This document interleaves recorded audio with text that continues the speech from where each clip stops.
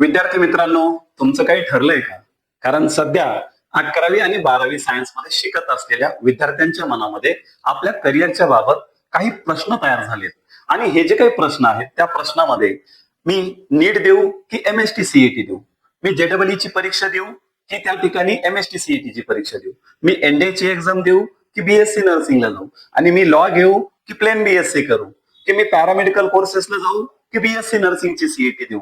या अशा अनेक प्रश्नांनी आजच्या विद्यार्थ्यांच्या मनामध्ये निश्चित स्वरूपात गोंधळ तयार झाला.